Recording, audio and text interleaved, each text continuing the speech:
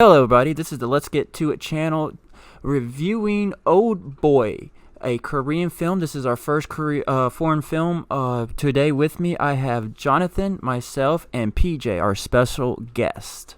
Let's get to it. Good evening, ladies and gentlemen. Welcome to the premiere of Junkie Jonathan's Foreign Film Flicks. Let's start with the actors. I apologize to my Korean friends listening to this because I am most likely going to butcher the pronunciation of some of these names, so I'm sorry in advance. But as the lead role, Dae-soo Oh, or should I say Oh Dae-soo, we have Min-sik Choi.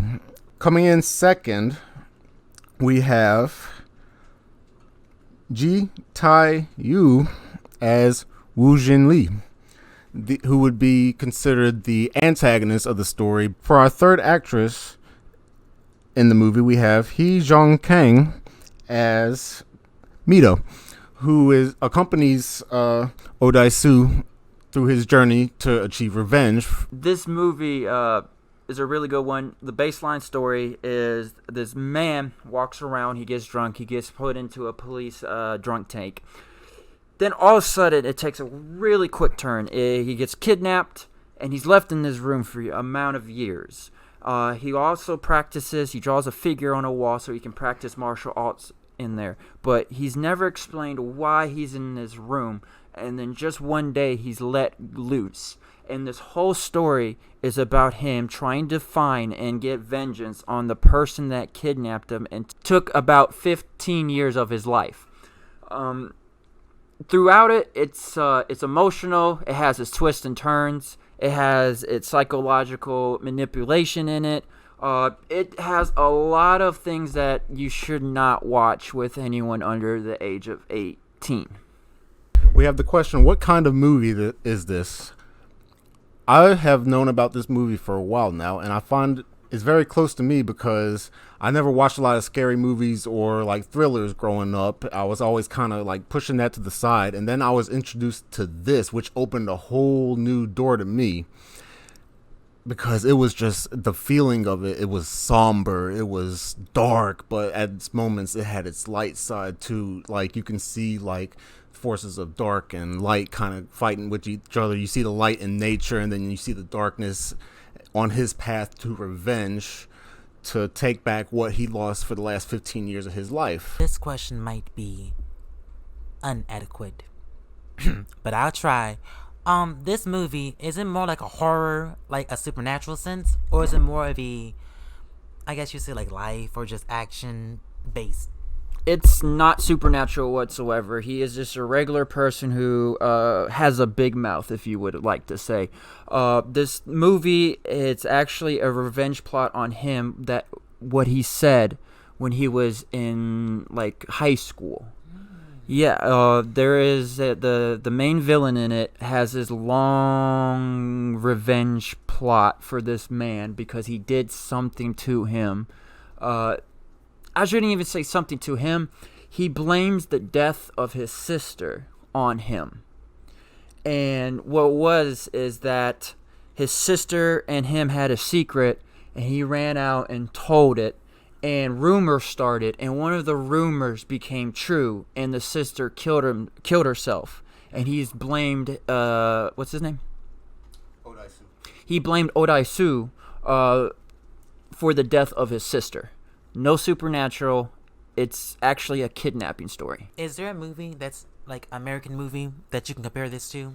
Answer your question, PJ. I can't think of any film actually that you can really compare it to off the top of my head, and that's why I think is one of the most unique stories I can think of, because it's so just sadistical. The story. It's really a dark, demented story, and it has incest in it, if that helps you out to understand how just disgusting and evil this show. In a Korean film? Yes. Oh gosh, that's a whole different. It's a really great story, but it's hard to stomach some of the scenes in it, some of the details of the story. That's how Korean films are made, baby. They shoot. Thank you. It's a good movie. But I wouldn't watch it with somebody who gets really emotional really quickly or has a hard time digesting tough scenes, because there are scenes in there where they do show some brutality in it. There's a lot of blood. There's a lot of fighting. There's obviously some killing in it. Backstabbing, suicide, murder, revenge, you name it. It has it all in this story. Now, you did say, like, 100 to Pass. Isn't how, like, have you seen, like, how some movies, there's always about, like, a karma, a karmic trait, like, what you give is what you get and shit like that. Does that reflect this movie, or is it more of, because you say revenge, right? Yes. So definitely what you do in the past is what's... I would say has a little form of karma in it, but not like karma in your sense. It's like a self-justified karma revenge story. Like, something bad happened to him because he thought the character did it to him, so he thinks he has to get him back in sort of like a karmic way. Like, what goes around comes around, but it's self-just karma. It's not like what you would say, what goes around comes around. Like, if you fuck up, you're a bad person, Mother Nature or the earth comes and gets you. It's more of a self-righteous karma. It's where he thinks he's justified by torturing this man because he thinks he did something bad. But is it more of a, like, when you say, like, a redemption, a revenge? You know how, like, most true horrors are the ones that actually seems like it can happen? Yeah. Like, that's what we get scared, This movie is... It has its... it's movie element to it. It's dramatizations of violence and stuff. Mm-hmm. But overall, you can see this film happening. You can see this happening in real life. It doesn't oversell the kidnapping. It doesn't oversell the violence in it. Like, what kills somebody in the movie, you can be like, yeah, that kills somebody in real life. Or like, yeah, that would fuck him up, like how it happened. Like, he got, there's one part in it, it's not a spoiler, he gets stabbed in the back with a knife, and you can see throughout the movie that he's irritated by that injury. He also fights with the knife in his back, and you can still see the restriction of movement with his fighting style after he gets stabbed in the back. His shoulder kind of goes a little bit limp when he's in it. It's a very realistic movie, but again, it does have its movie elements to it. You know how, like, there's some books like Man versus World or Man versus Man, like, how would you depict this movie? Man versus what? Or is there even a man versus anything? Or man versus self? Or it's man versus past. Yes. It's man versus past. It could be described as man versus man, but if we're getting really into it, I would go with man versus past, like you said. His past or the sisters? His past and the antagonist's past. The female character in it, we really can't get into too much details with her, because if you talk about her backstory, it's a lot of spoilers. She plays a very big key in the story, a part of the antagonist's revenge plot. Can't really talk about it because it would spoil it a lot, but it's a really fucked up story how she fits in with the main character. Whose point of view? His or? It's the main character's point of view. So it just shows his... Yes, it follows him throughout the entire film. Fucked up? The whole movie's fucked up. The whole movie is fucked up. And I can't put emphasis on fucked up. You will see how far a human can be pushed to his limits in a realistic setting. But I wouldn't even say it's a realistic setting. This is a fucked up ass world in this movie for this to happen. But... boy, it's such a great movie. So, Jonathan, what's your overall feel of the movie? Well, I think I got into it a little bit earlier, but I'm going to stick with my answer, dark, somber, but of a fight between dark and light, good and evil. But we start to discover what is truly good and what is truly evil, because in a way, most of the people in this movie is guilty of something terrible. But not getting too deep into it, we're going to, as you watch the movie, you start to, put little pieces together, piece by piece, until the big picture comes, and it's like a fucking punch to the face. If I had, like, my first time I watched it, that's what it felt like, because I couldn't believe I was watching this in an actual movie. You know, this is like some snuff film shit. I'm not even a fan of Korean, or not even Korean films, but foreign films. You can call me lazy. I don't like to read films, or I would pick up a book if I wanted to read. But this one I was forced to sit down, thanks to Jonathan, and I am so glad he introduced me to this movie because it is a top 5 movie for me. This movie really truly shows you how fucked up somebody who really who has enough money, enough time, and a big enough revenge, how fucked up a person can plan a revenge story. I have another question. Okay. So, I know what Jonathan was talking about. He was talking about like everyone has a part, like in the plot, and how pretty much everyone did wrong. Mm-hmm. Is there a true hero? Or is there a true, like, I know, like, you said the antagonist wasn't revealed at the beginning of the story, but it was more, developed throughout the plot. But is there a true hero that... I wouldn't say hero, but if there is one innocent person in this story, it would be the woman that helps the protagonist. Innocent? Like, does she not do wrong? Or... She has not done anything wrong at all.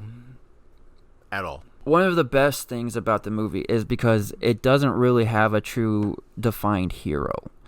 When it gets to its end, the resolution is not what you think. The antagonist, the protagonist, they all get fucked in this one in a sort of a sense. It's hard to explain without releasing any details about it, but it's worth a watch. It's one of those stories that you will never ever see in another movie, and if you do, you will instantly be reminded of Oldboy. It is such a unique story. I have yet to see anything like animation, YouTube, movie, series, anything that has touched a story like this. So, Jonathan, what would you rate this overall movie? Oh boy, strap yourselves in, ladies and gentlemen. We're getting to my rating. I went a little bit into my history with the movie, like my relationship with it. I feel like I would put it that way. I love this movie so much. Top 5 movie of all time for me. I would give it a 9.8. Same with me. It's a top 5 movie to me also. I would have to say it's in the 9s for me. If I would say a 9.5.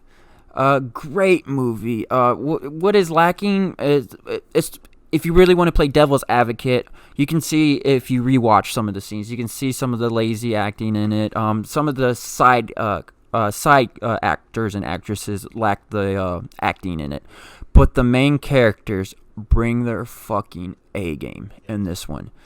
This is like, even though I can't understand Korean, but you can still feel the emotion coming from the movie. Even like I said, you don't understand them, but you can understand how the scene's emotion is supposed to be felt because of the great acting. Is this story like from beginning to end? It was full circle. Yeah. Yes. So is there going to have a what? I mean, it's 2020 and that was 2003. No, the story comes to an end. There wouldn't be a sequel for the story. Yes. Should y'all watch it? I highly recommend anyone who likes a psycho thriller to watch this one. It's not heavily influenced by action, even though the whole movie is action. That is not its primary focus. It's a phenomenal movie. I recommend anyone to watch this movie.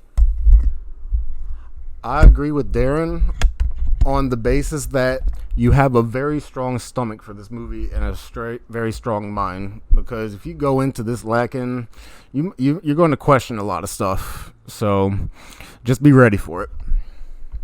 It's been Let's Get To It approved. Hey y'all, this is the Let's Get To It channel. First conclusion of Junkie Johnny's foreign films. I hope you guys enjoyed the video. Please hit that like and subscribe button. Please join us on social media. Come talk to us on Discord, and have a great day, y'all.